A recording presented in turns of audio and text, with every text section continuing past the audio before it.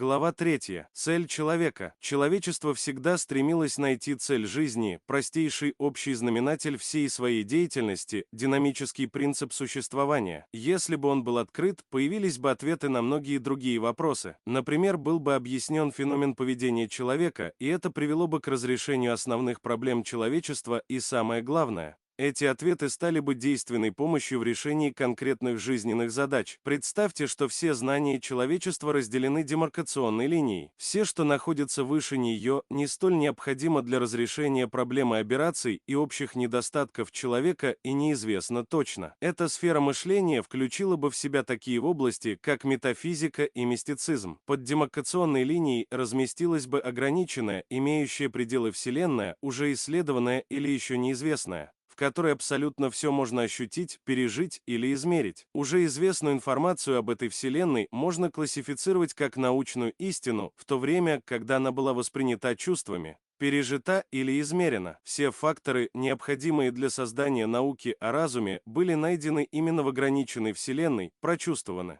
измерены и пережиты и стали научной истиной. Ограниченная Вселенная содержит время, пространство, энергию и жизнь. Ни в каких других факторах нет необходимости для нашего уравнения. Время, пространство, энергия и жизнь обладают одним общим знаменателем. Для аналогии можно представить, что время, пространство, энергия и жизнь родились в одной общей точке, где им было приказано продолжать свое существование до каких-то почти бесконечных пределов в будущем. Им было сказано только то, что делать. Единственной командой, которой они подчиняются, стал призыв «выживай». Динамический принцип существования, выживание цель жизни, бесконечное выживание. Человек – одна из форм жизни. Во всех своих действиях и целях он подчиняется одной команде – «выживай». То, что человек стремится к выживанию, мысль не новая. Однако то, что все действия человека мотивируются исключительно стремлением выжить, является новой мыслью. Тот факт, что единственная цель человека – это выживание, не значит, что он сам является самым лучшим механизмом выживания, который был или когда-нибудь будет создан жизнью. Целью динозавра тоже было выживание, однако его давно нет. Подчинение команде «выживай» не значит, что все попытки выжить будут одинаково успешны. Изменения окружающей среды, мутации и многие другие условия мешают организму достичь совершенной технологии или формы,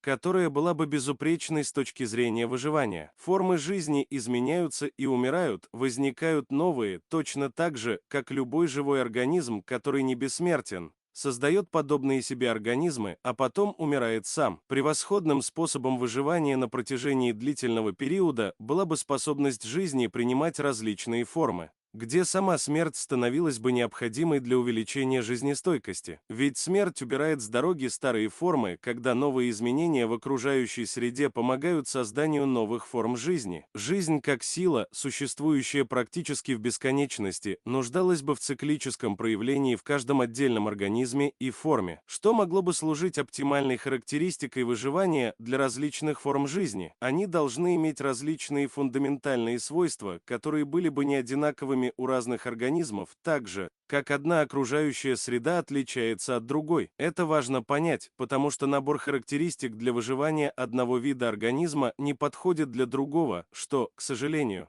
раньше мало привлекало внимание наблюдателей. Методы выживания можно обобщить так: питание, безопасность, защита и нападение и размножение. Не существует ни одной формы жизни, которая бы испытывала недостаток в решении этих проблем. Любая форма жизни может ошибаться, придерживаясь одной характеристики слишком долго или вырабатывая некоторые свойства, которые приводят к вымиранию целого вида. Приспособления, обеспечивающие успех вида, гораздо более поражают, чем просчеты этого вида. Натуралисты и биологи познают разные характеристики той или иной формы жизни, обнаруживая, что именно необходимость, а не прихоть, является причиной возникновения этих приспособлений. Створки на раковине моллюска и устрашающий рисунок на крыльях бабочки ценны для их выживания. Как только выяснилось, что выживание – единственная динамика форм жизни, которая объясняет все действия, возникла необходимость продолжать изучение действия выживания. Было обнаружено, что только боль и наслаждение являются единственно необходимыми в действиях, которые предпринимаются всем живым в стремлении выжить, как видно из диаграммы, помещенной на следующей странице.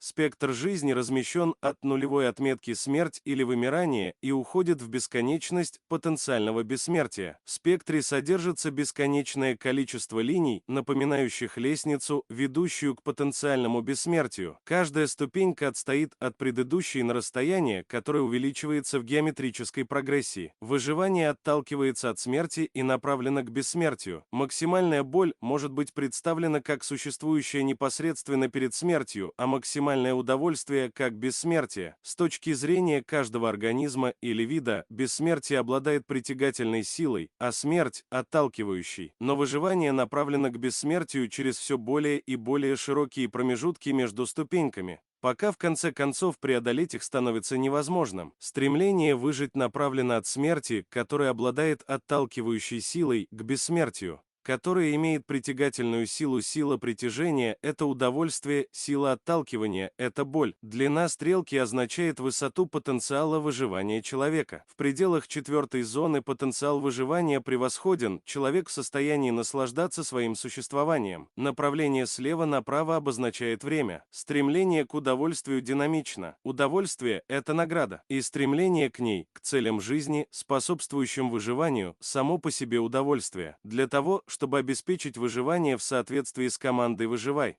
Судя по всему, природа устроена так, что уменьшение потенциала выживания приносит боль. Боль существует для отталкивания человека от смерти, удовольствие служит приманкой к стремлению достичь оптимальной жизни. Поиски и получение удовольствия не менее важны для выживания, чем возможность избежать боли. По фактическим наблюдениям, удовольствие гораздо важнее в космической схеме вещей, чем боль. Здесь было бы уместно дать определение понятию удовольствия вне его связи с бессмертием. Словарь объясняет, что удовольствие – это вознаграждение приятной эмоции. Умственные или физические мимолетная радость – противоположность боли. Удовольствие можно найти в таком огромном количестве вещей и занятий, что один только каталог всех предметов и действий, которые человек считает принятыми, мог бы сделать определение полным. Что мы имеем в виду под словом «боль»? Словарь объясняет: физические или душевные страдания, наказания. Эти два определения демонстрируют интуитивность мышления, выраженную в языке. Как только кто-то обнаружит решение неразрешенных до сих пор проблем, выясняется, что словари всегда об этом знали. Если бы мы захотели сделать диаграмму для цикла жизни целого вида организмов, она выглядела бы точно так же. Но само время измерялось бы в миллионах лет, а не в годах. Между одним представителем вида и всем видом не существует иного отличия, кроме величины параметров, которыми они характеризуются. Это наблюдение можно сделать, даже не используя такой замечательный факт, что человеческий зародыш в своей эволюции проходит те же фазы развития, которые, скорее всего, прошел весь вид. В этой диаграмме содержится больше информации, чем было изложено до сих пор. Физическое и психическое состояние человека изменяется от одного часа к другому, от одного дня к другому, от одного года к другому. Поэтому уровень выживания расположен на кривой линии, на кривой дня или на кривой жизни, составленной из часовых или годичных положений человека в зонах. Существуют две кривые психического и физического состояния. Когда мы будем подходить к концу этой книги, то увидим, что взаимосвязь этих двух кривых важна и что понижение линии психического состояния всегда предшествует понижению линии физического состояния. Зоны на диаграмме могут относиться к двум категориям существования – физическому и психическому. Поэтому 4 зоны могут быть названы зонами состояний существования. Когда человек счастлив, его уровень выживания находится в 4-й зоне. Если человек серьезно болен, его график разместится в 1-й зоне или близко от смерти, в зависимости от тяжести болезни. Этим зонам даны не совсем точные, но выразительные названия. 3-я – зона общего счастья и благоденствия. 2-я – уровень сносного существования. 1-я зона называется зоной гнева. Апатия расположена в 0-й зоне. Все они могут быть использованы как шкала тонов, по которой можно определить душевное состояние. Чуть выше нуля, которым обозначена смерть, находится низший уровень душевной апатии, низший уровень физической жизни – 0,1. Тон 1, когда организм борется с физической болью или болезнью, или когда человек яростно борется, начинается от 1, что является зоной враждебности и возмущения, через тон 1,5, клокочущая ярость к 1,9, что соответствует готовности к ссоре. От тона 2 до 3 присутствует увеличивающийся интерес к существованию и так далее. Психическое или физическое состояние не бывает подолгу на одном и том же уровне, оно меняется. В течение одного дня психическое состояние аберрированного может колебаться от 0,5 до 3,5 вверх и вниз по шкале. Причиной подобных колебаний в течение дня может быть несчастный случай или болезнь. Этими цифрами определяются 4 состояния: душевное во время обострений, душевное в общем плане среднее значение, физическое во время обострений и физическое в целом. Физическая шкала тонов не имеет широкого распространения в дианетике, однако шкала тонов умственного или душевного состояния представляет громадный жизненный интерес. Эти значения счастья, сносного существования, злости и апатии не взяты произвольно. Они – результат исследований поведения человека в разных эмоциональных состояниях. Клир в течение дня находится в районе тона 4 с небольшими колебаниями. Он и есть общий четвертый тон, что является характеристикой, присущей клирам. В нормальном современном обществе, скорее всего, может быть тон 2,8. В этой диаграмме, которая имеет две проекции, функционально представлена основная информация для разрешения проблемы динамики жизни. Горизонтальные линии отмечают геометрическую прогрессию, берущую начало с линии нуля, чуть выше смерти. Каждая зона насчитывает 10 линий и отражает душевное, психическое или физическое состояние человека, как это описывалось выше. Геометрическая прогрессия, использованная таким образом, оставляет постоянно увеличивающиеся промежутки между линиями. Их ширина означает потенциал выживания, существующий в тот момент, когда конец стрелки динамики выживания показался в этом промежутке. Чем дальше от смерти находится конец стрелки, тем больше шанс человека выжить. Геометрическая прогрессия стремится к бесконечности и, конечно, не достигает ее. Организм выживает во времени слева направо.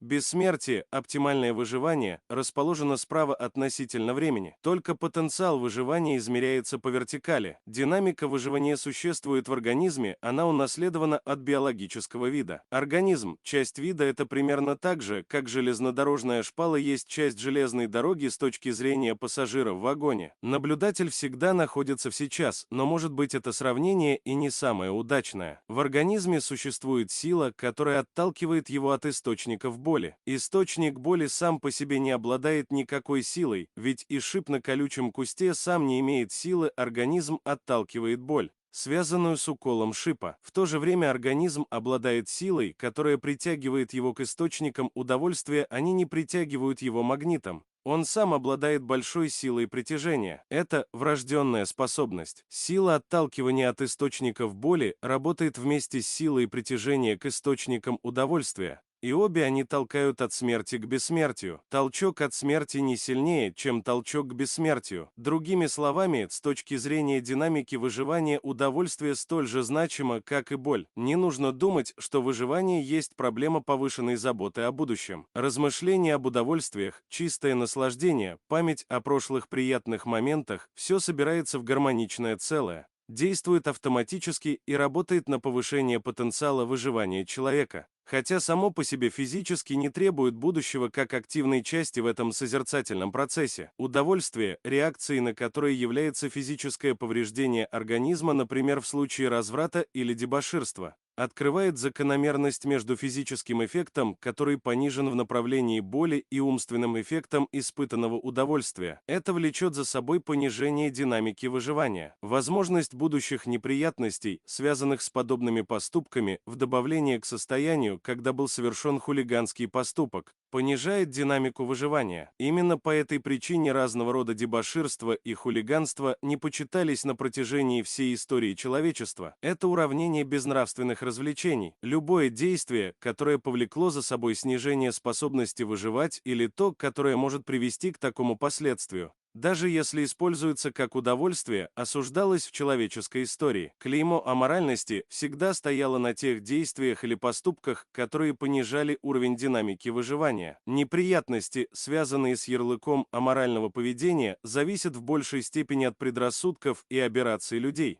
И поэтому существует постоянный спор о том, что морально, а что аморально, вследствие того, что определенные занятия, которые считаются удовольствиями, на самом деле суть боль, вам будет ясно почему. Когда вы закончите чтение этой книги и в силу действия морального уравнения, приведенного выше, само удовольствие может стать запрещенным в любом аберрированном обществе. Существует особый вид мышления, речь о нем пойдет ниже, который допускает только очень слабую способность отличать один предмет от другого. Например, некоторые верят, что все политические деятели бесчестны, если выяснилось, что один из них оказался именно таким. В древние времена римляне любили удовольствие, но некоторые забавы были не по вкусу другим, например, христианам их римляне бросали на съедение львам. Когда христиане захватили языческое государство, римские порядки попали в немилость. В опале оказалось все римское, и это зашло невероятно далеко. Например, обычай римлян принимать ванну сделал мытье настолько аморальным, что Европа ходила немытой на протяжении 1500 лет. Рим считался таким интенсивным источником боли, что все римское стало считаться злом и оставалось таковым на протяжении длительного времени после падения римского язычества. Таким образом, аморальность имеет тенденцию становиться довольно сложной для понимания. В нашем примере она стала настолько сложной, что любое удовольствие считалось неприемлемым. Когда из списка того, что считается дозволенным, вычеркивается половина потенциала выживания, происходит значительный упадок выживаемости. Посмотрите на график на шкале рас. Уменьшение потенциала в 2 раза говорит об ужасах, которые ожидают расу в будущем, поскольку каждый человек устроен так же, как и другие люди.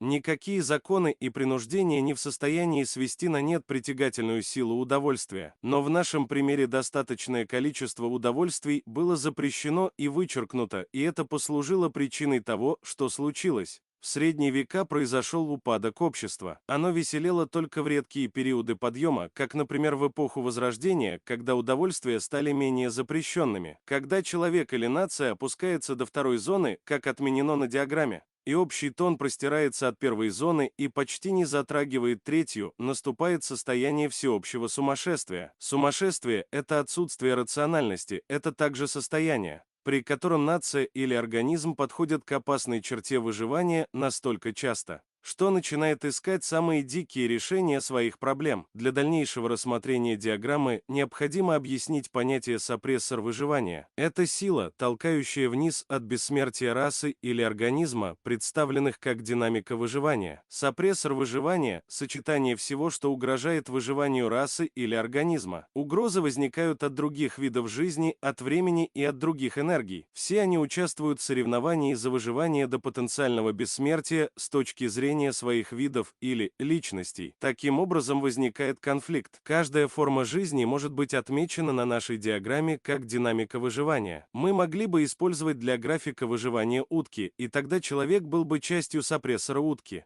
которая стремится к высокому уровням выживания. Равновесие и природа вещей не позволяют достигнуть бесконечности, цели бессмертия. В непостоянном равновесии и неограниченной сложности разные виды жизни и энергии проходят через свои приливы и отливы. Бесформенная туманность обретает формы, они распадаются и снова переходят в бесформенность. Можно было бы привести множество уравнений на данную тему, но это не входит в нашу задачу. Изучая диаграмму, важно знать степень давления сопрессора на динамику выживания, присущую всем людям, группам и расам, привыкшим противостоять сопрессорам в течение целых геологических эпох. Человек несет в себе еще один вид наступательной и оборонительной технологии – свою культуру. Основное оружие выживания человека – умственная деятельность, руководящая физическими действиями на разумном уровне. Однако каждая форма жизни имеет собственную технологию для разрешения проблем питания, безопасности и размножения. Степень успеха технологии, разработанной любой формой жизни броня или мозг, скорость передвижения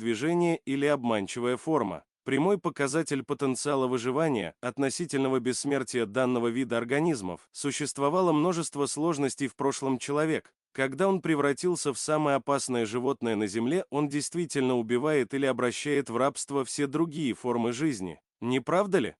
Увеличил силу сопрессии на другие организмы, в результате чего они вымерли. Великие климатические изменения типа того, которое упаковало столько мамонтов в сибирскую мерзлоту, в состоянии увеличить силу сопрессии, действующую на живые организмы. Длительная засуха на американском юго-западе не так давно уничтожила большую часть индейской цивилизации. Катаклизмы типа взрыва земной коры или атомной бомбы, либо внезапное прекращение существования Солнца, если бы это стало реальностью, уничтожили бы все формы жизни на Земле. Вид в состоянии даже увеличить давление сопрессора на себя. Динозавр уничтожил всю свою пищу и таким образом уничтожил динозавров. Бацилла чумы атакует переносчика болезни с таким всепоглощающим аппетитом, что целое поколение этих бацилл исчезает. Природа не намеревалась заниматься самоубийством, просто вид столкнулся с уравнением, содержащим неизвестную величину. А она оказалась в состоянии увеличить силу сопрессии до полного вымирания. Это одно из уравнений типа не знал, что ружье заряжено. И когда бацилла чумы увеличивает силу собственного сопрессора и прекращает тревожить свою пищу и убежище животных, тогда животные вздыхают с облегчением. Дерзкий, умный и практически неистребимый человек шел путем, очень далеким от примитивной борьбы за существование с помощью когтей и клыков, но также делают акулы и красное дерево. Как вид, человек живет в симбиозе с другими видами. Жизнь есть групповое усилие. Лишайник, планктон и ряска могут жить и в состоянии процветать исключительно за счет солнечного света и определенных минеральных веществ. Но это всего лишь отдельные строительные блоки. Выше такого существования, по мере усложнения форм, существует огромная зависимость видов друг от друга. Лесник может поверить в то, что некоторые деревья нарочно убивают другие виды деревьев вокруг себя, и тогда он будет относиться к этим растениям как-то по-особому. Но пусть лесник еще раз посмотрит, что создало почву, что дает возможность природе поддерживать баланс кислорода. Что помогает дождю выпасть в других местах? Это деревья, которые нарочно убивают другие деревья. И белки сажают деревья. И деревья защищают другие деревья. И животные удобряют почву под ними. И деревья укрывают животных. И деревья сохраняют почву, чтобы другие, более слабые растения тоже могли существовать. Везде и повсюду жизнь помогает жизни. Множество сложных зависимостей в природе отнюдь не драматичны, но они становятся той постоянной и важной причиной, благодаря которой жизнь продолжает существовать. Красное дерево может быть самым передовым из всех секвой и, хотя и кажется, что оно добивается огромного успеха,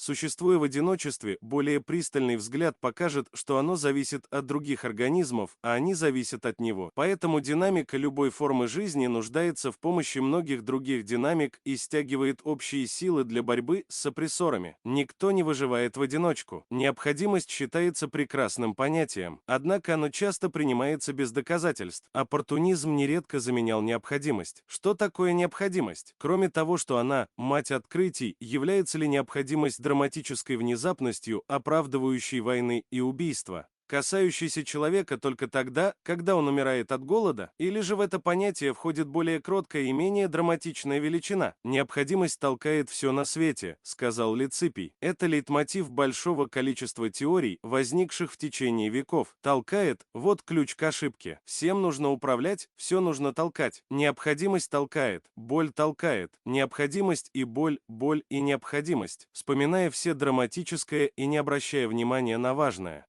Человек порой видел себя лишь объектом такого управления со стороны необходимости и боли. Эти две человекоподобные фигуры в полном боевом облачении втыкали в него копья. Можно сказать, что эта концепция ошибочна просто потому, что она не дает никаких других ответов. Какой бы ни была необходимость, она находится внутри человека. Ничто им не управляет, кроме его врожденного импульса к выживанию, присущего и ему, и группам, к которым он принадлежит. В себе человек несет силу, с помощью которой отталкивает боль. В себе человек несет силу, с помощью которой привлекает удовольствие. Вряд ли является бесспорным научным фактом то, что человек представляет собой полностью селф-детерминированный организм, как и любая другая форма жизни. Ведь он зависит от других форм жизни и от среды обитания. Но он все-таки селф-детерминированный. Этот вопрос будет освещен позже. Сейчас только нужно указать, что человек врожденно не детерминирован в том смысле, что его побуждает к действию раздражительно-ответный механизм. Этот механизм хорошо выглядит в учебниках, но совершенно не работает в мире людей. Жизнерадостные иллюстрации с крысами не отражают действительности, когда мы говорим о людях. Чем сложнее организм, тем менее надежно работают уравнения рефлекторного механизма. И когда речь идет о самом сложном организме, человеке, мы достигаем очень тонких различий в раздражительно-ответном механизме. Чем более разумен и рационален организм, тем больше он self-детерминирован. Self-детерминизм, как и все в мире, относителен. По сравнению с крысой, однако, человек действительно обладает self-детерминизмом. Это научный факт, который очень просто доказать. Чем более разумен человек, тем меньше он напоминает инструмент с кнопками, которые нужно нажимать для его управления. Аберрированный, с уменьшенными способностями, он может, конечно, до какой-то степени вести себя как марионетка, но здесь опять нужно понять, что чем больше аберрирован человек, тем он по своему интеллекту ближе к животному. Интересно посмотреть, как человек использует self-детерминизм. Он не может обойти уравнение, не знал, что ружье заряжено, когда речь идет о катастрофах или неожиданных победах других форм жизни, и действует в высокой зоне потенциала для выживания. Но вот перед нами self-детерминированный, рациональный человек, имеющий величайшее оружие, ум в прекрасном рабочем состоянии. Каковы его инстинкты, связанные с необходимостью? Необходимостью, как утверждает насыщенный знаниями, но часто меняющий их источник словарь, является состояние, когда что-то обязательно нужно, то, что неизбежно обязательно. Он также добавляет, что необходимость – это крайняя бедность, но нам не нужно этого. Мы говорим о выживании. Обязательность, упомянутая выше, может быть пересмотрена с точки зрения динамики выживания. Она присутствует в каждом организме или расе. Что же обязательно нужно для выживания? Мы видели и можем доказать на практике, что здесь работают одновременно два фактора. Необходимость избежать боль – это фактор, ведь маленькие боли, не очень сильные в отдельности, могут сложиться в большую боль, которая, нарастая в геометрической прогрессии, приводит к смерти. Боль – это недовольство начальника плохой работой, потому что она может привести к увольнению, потом к голоду, потом к смерти. Проследите любое уравнение, в которое попала боль, и вы заметите, что такое уравнение ведет к возможному невыживанию. И если бы это было всё, от чего зависит выживание, если бы необходимость была только злым гномом с вилами, то не из-за чего было бы стремиться к выживанию. Однако существует другая часть уравнения – удовольствие. Оно – фактор более устойчивый, чем боль, что противоречит воззрениям стоиков 30, но подтверждается практическими исследованиями дианетики. Следовательно, существует необходимость удовольствия, работы, и это может быть названо счастьем. Человек идет к цели, преодолевая познанные препятствия. Необходимость удовольствия настолько сильна, что человек готов вытерпеть сильную боль, лишь бы его получить. Удовольствие – полезная вещь. Это наслаждение работой, воспоминания о прошлых заслугах – это хорошая книга. Хороший друг – это содранная с колена кожа во время покорения вершины Маттерхорна, это голос ребенка, впервые произнесшего слово «папа», это шумная драка в Шанхае или призыв Амура из подворотни, это приключение и надежда. Энтузиазм и мечта «когда-нибудь я научусь писать картины» – это хороший обед, поцелуй красивой девушки, блефовая игра на бирже. Это занятие тем, что человеку нравится делать, это занятие тем,